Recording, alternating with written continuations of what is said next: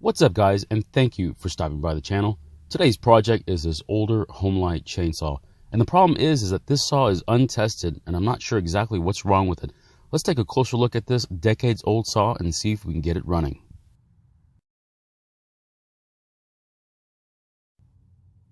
You'll have to excuse my voice as I'm getting over something, but I am getting better.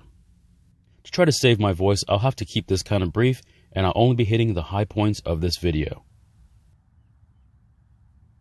After taking a good look at the overall design, we can see it's really well built with many metal parts.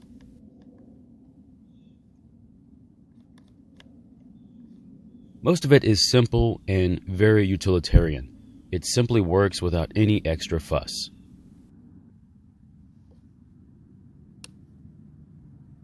This was a free chainsaw picked up off the curb from a Craigslist ad. Actually, the ad was for a John Deere mower, and I was quite surprised to see a very large chainsaw sitting next to it. So as you can imagine, I had zero history on this chainsaw. I hope we can at least save it. Let's check to see if there's any gas in it, and then try starting it and see if it's even worth saving this thing. If we pull on the pull rope, it shows that the engine has a lot of compression, even decades after it was made. Although I doubt this saw was used all that much in the last 40 years.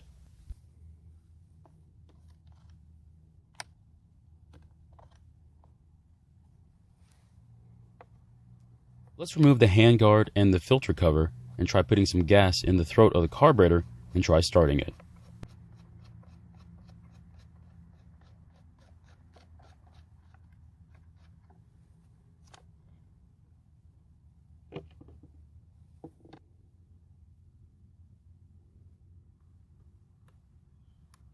As you can see, even the choke flap is a real metal piece and not a plastic piece that can easily break.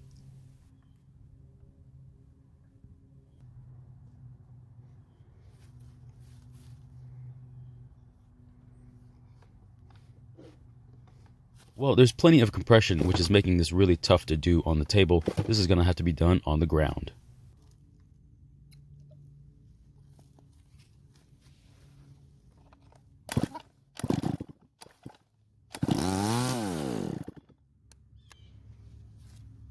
Well, luckily it starts, so let's inspect the carburetor for any damage.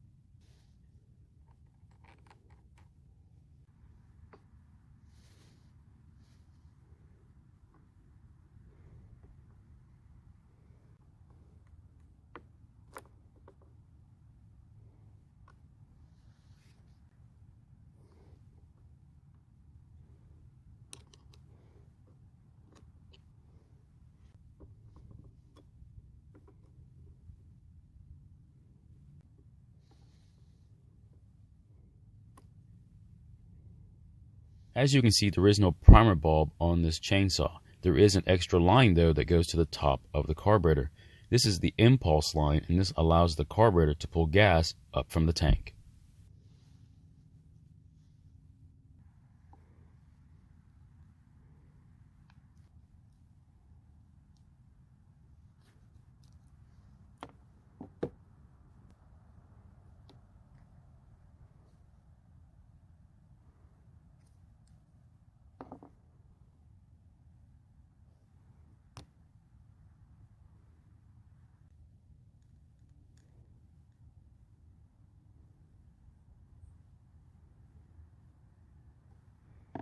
The pump side of the carburetor is in great shape, so let's put it back together and look at the other side.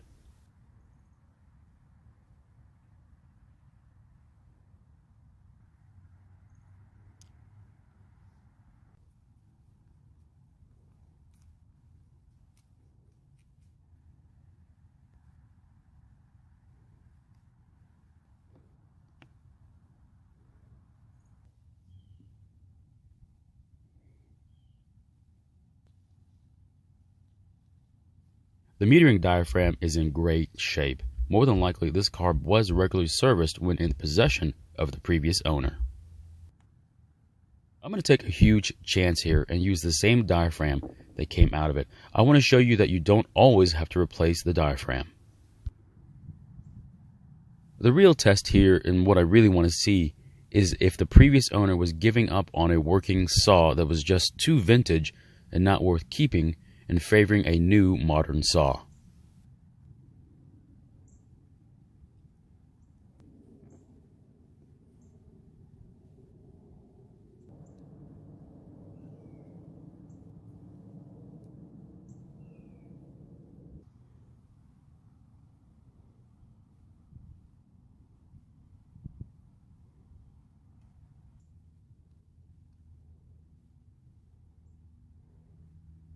Now that the carburetor is back together, let's very carefully reinstall it into the chainsaw.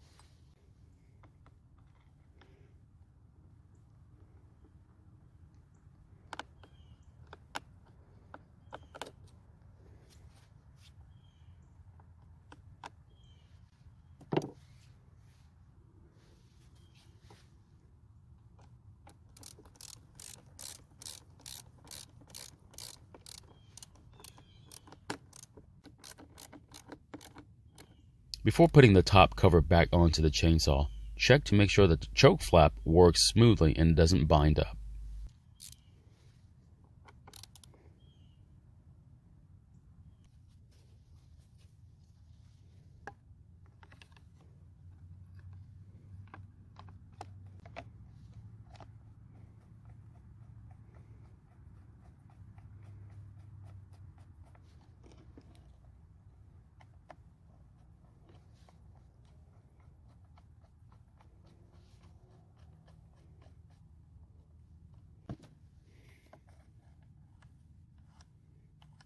Now that the saw is back together, let's put some gas into the fuel tank and try starting it.